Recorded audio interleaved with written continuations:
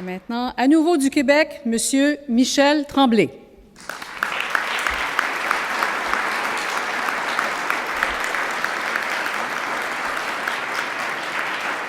Michel Tremblay vit sa jeunesse dans un appartement de 7 pièces du quartier Plateau-Mont-Royal de Montréal avec 3 familles totalisant 12 personnes. Considérant avoir eu une enfance heureuse, il grandit entouré de femmes qui l'observent discrètement. Le milieu culturel dans lequel il se développe, ses proches et le quartier du Plateau-Mont-Royal seront les sources de son œuvre à venir. L'origine modeste de Michel Tremblay et son homosexualité marqueront aussi la forme que prendront ses récits. En 1960, il écrit en secret une pièce de théâtre nommée « Le Train ». En 1960. En 1964, Radio-Canada annonce le concours Jeunes auteurs. Il y soumet cette œuvre et gagne le premier prix. Sa mère adore les livres et lui transmet ce goût. Il le mentionne d'ailleurs dans le roman « La grosse femme d'à côté est enceinte » en 1978 et de nouveau dans la pièce « Encore une fois, si vous le permettez » en 1998, dans laquelle il se met lui-même en scène en train d'écouter les histoires et les questionnements de sa propre mère sur les romans qu'elle lit. En 2007, dans le roman « La traversée du continent », il raconte l'enfance de sa mère et son long voyage entre la Saskatchewan et le Québec. Figure dominante du théâtre québécois, Michel Tremblay a érigé depuis la fin des années 1960 une œuvre imposante comme dramaturge, romancier, traducteur, adaptateur et scénariste. Au total, 28 pièces de théâtre, 3 comédies musicales, 29 romans, 1 recueil de contes, 5 recueils de récits autobiographiques, 7 scénarios de films, 44 traductions ou adaptations d'auteurs étrangers, un livret d'opéra, un cycle de chansons, ainsi que les paroles d'une douzaine de chansons. Plus de 2000 productions professionnelles de ces pièces ont été jouées à travers le monde. Toutes publiées, plusieurs pièces de Michel Tremblay ont été acclamées au Canada, aux États-Unis et un peu partout en Europe. Ces pièces ont été traduites en 45 langues. Il est cité dans les dictionnaires Larousse et Robert, ainsi que dans l'encyclopédie Who's Who et dans le Dictionary of International Biography. 6 fois boursier du Conseil des arts du Canada, Michel Tremblay a reçu plus de 80 prix au cours de sa carrière, dont les prestigieux prix Prince Pierre de Monaco et prix Gilles Corbeil de la Fondation Émile Nelligan, et ceci pour l'ensemble de son œuvre. En 2006, on lui remet le Grand Prix littéraire international Métropolis Bleu pour l'ensemble de son œuvre, et en 2018, l'Académie française lui a décerné le Grand Prix de la francophonie. Il est aussi officier de l'Ordre des arts et des lettres de la France depuis 1991, ainsi que chevalier de l'Ordre de la Légion d'honneur depuis 2008.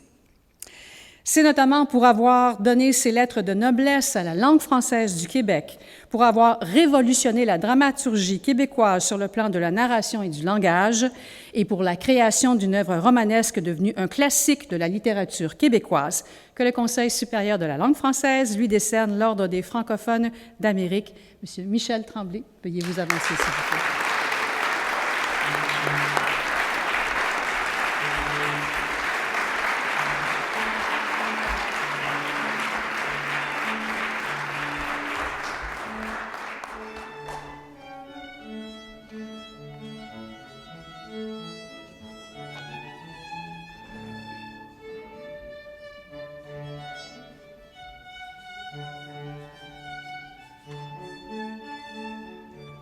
Distingués invités, chers amis,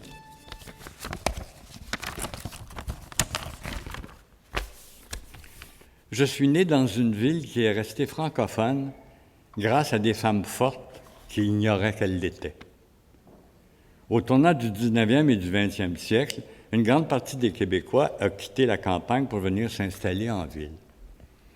À Montréal, comme les industries appartenaient pour la plupart aux Anglais, les hommes sont allés travailler dans une langue qui n'était pas la leur et ont rapporté à la maison des mots étrangers, des expressions étrangères qui correspondaient à leur métier et à leur vie quotidienne d'ouvrier.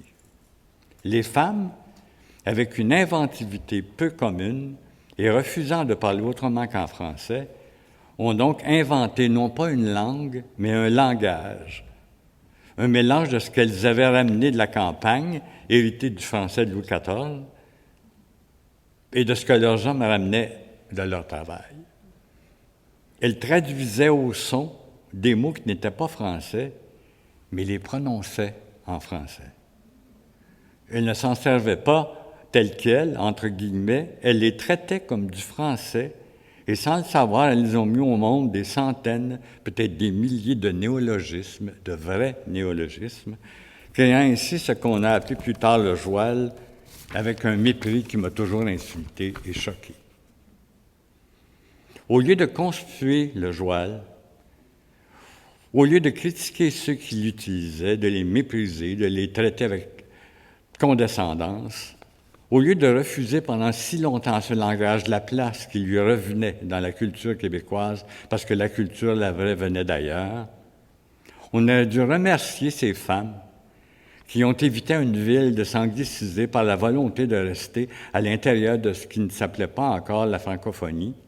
On aurait dû les admirer, on aurait dû leur rendre hommage. C'est ce que j'essaie de faire depuis plus de 50 ans. J'ai été élevé par des femmes dans une ville saignée d'un grand nombre de ces hommes partis se battre dans les vieux pays. Les premières critiques au sujet de la société me sont venues d'elles. Et je suppose que d'abord inconsciemment, puis par choix, j'ai épousé leur cause.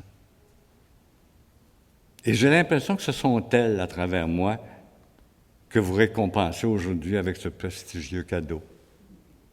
Parce que sans elles, Montréal et le Québec ne feraient peut-être plus partie de la francophonie. Alors, j'ai décidé de les amener avec moi. Elles sont là, autour de moi. Je suis convaincu que vous pouvez les voir. Elles sont des centaines. Des mères de famille, des vieilles filles, des guidounes, des hystériques et des stoïques, des comiques et des tragiques.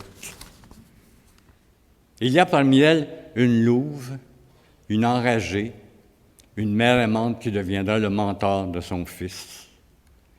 Il y a des religieuses et des petites filles qui rêvent au bonheur. Elles m'habitent. Elles habitent mon œuvre depuis 1968 et je suis fier d'elles. C'est donc la main sur le cœur et un grand sourire aux lèvres qu'elle et moi, nous vous lançons un énorme et tonitruant merci et je vais les inviter à venir saluer avec moi.